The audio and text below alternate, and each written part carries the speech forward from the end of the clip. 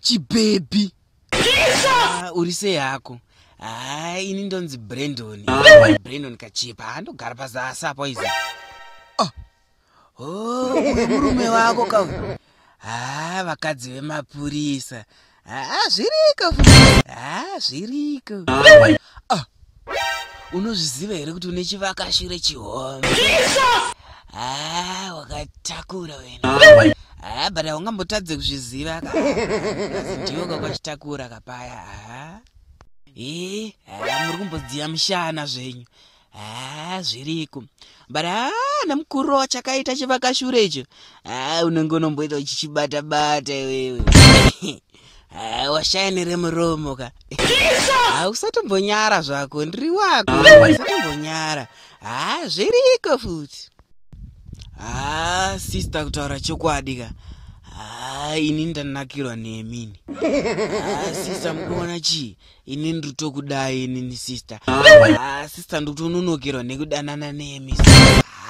Aiwa, musatya zvenyu sister. Ini ndine rudo man. Ini ndasiyana nevarume vane utsinye, vanotsimbirira vakadzi vavo pabonde. Manje inini sister ndongorara nemanhede muenda enyu pamusoro sister.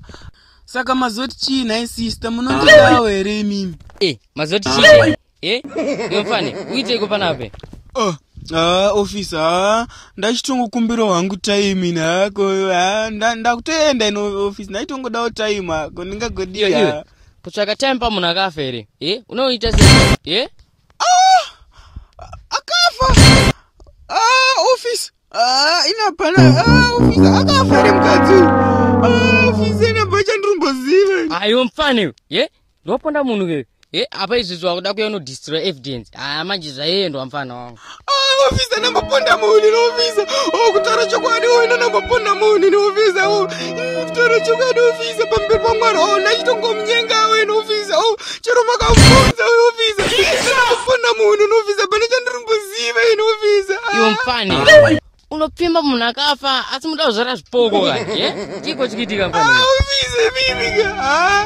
Officer ndamboponda munhu nai. Officer mimi kamusungira kamukundita ka. Munenge mamichitodawo mimi officer. Ndamboponda munhu. Sekinyarara man.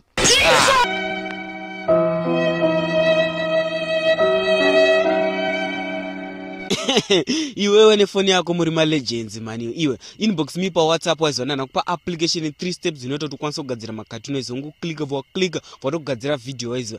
Plus don't forget $3 yacho kaboza. Zvemahara zvinozoramba izvi.